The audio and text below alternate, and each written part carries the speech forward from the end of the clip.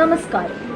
നമ്മുടെ നാട്ടിൽ അടുത്തിടെയുണ്ടായ ദീപക് എന്ന യുവാവിൻ്റെ ആത്മഹത്യ മനസാക്ഷിയുള്ള എല്ലാ വ്യക്തിയെയും ഒരേപോലെ വേദനിപ്പിക്കും. അതിൽ സ്ത്രീ പുരുഷ വ്യത്യാസമില്ല. ദീപകിനെതിരെ വീഡിയോ എടുത്തതും അദ്ദേഹത്തിനെ അപമാനിച്ചതും ഒരു സ്ത്രീയാണെന്ന് കരുതി സ്ത്രീകളെല്ലാവരും അവർക്കൊപ്പമല്ല. കാരണം കാലാകാലങ്ങളായി സാമൂഹ്യപരമായും രാഷ്ട്രീയപരമായും വിദ്യാഭ്യാസപരമായും പടവെട്ടി പൊരുതി ഇന്ന് സ്ത്രീകൾ ഇവിടെ അനുഭവിക്കുന്ന സമത്വവും തുല്യതയും അതിതല്ല, ഇങ്ങനെ കളയാനുള്ളതുമല്ല. സ്ത്രീകൾ വീട്ടിലും സ്കൂളിലും ഓഫീസിലും ബസ്സിലും റോഡിലും ഒക്കെ പീഡനം അനുഭവിക്കുന്നുണ്ട്, മാനസികമായും ശാരീരികമായും. അതുകൊണ്ട് ബസ്സിൽ ഒരു സ്ത്രീ വീഡിയോ എടുത്ത് ഒരാൾ ഉപദ്രവിച്ചു എന്ന് പറഞ്ഞാൽ എല്ലാവരും വിശ്വസിക്കാൻ എളുപ്പമാണ്. അതുകൊണ്ടാണ് അദ്ദേഹത്തിന് സാമൂഹ്യ മാധ്യമങ്ങളുടെ പരസ്യ വിചാരണയും അനുഭവിക്കേണ്ടി വന്നത്.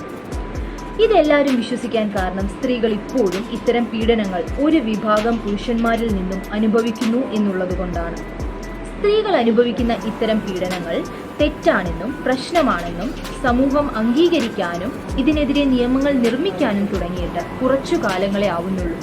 ഇത്തരം വ്യാജ ആരോപണങ്ങൾ യഥാർത്ഥ ഇരകളെ തിരിച്ചറിയാൻ കഴിയാത്തൊരു സ്ഥിതി ഉണ്ടാക്കുകയും പിന്നീട് നിയമ സംവിധാനങ്ങളും പൊതുസമൂഹവും സ്ത്രീകളുടെ ശബ്ദം വീണ്ടും കേൾക്കാതാവുകയും അവൾ വീണ്ടും ഒറ്റപ്പെട്ടു പോവുകയും സമത്വമില്ലാതായി പോവുകയും ചെയ്യും. ഇപ്പോൾ തന്നെ സാമൂഹ്യ മാധ്യമങ്ങളിൽ സ്ത്രീ സുരക്ഷാ നിയമങ്ങൾക്കും ഫെമിനിസത്തിനുമെതിരെ വൻ ജനരോക്ഷവും പുരുഷ കമ്മീഷൻ നിർമ്മിക്കുന്നതിൻ്റെ ചർച്ചകളുമാണ്. ഇവിടെ എല്ലാവരും മറന്നുപോകുന്ന ഒരു പേരാണ് നിർഭയ. ഇതേപോലെ ഒരു ബസ്സിൽ പിച്ചി ചീന്തപ്പെട്ട ഒരു പെൺകുട്ടി.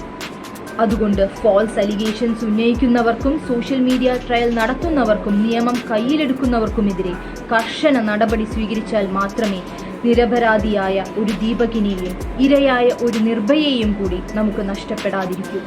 നന്ദി.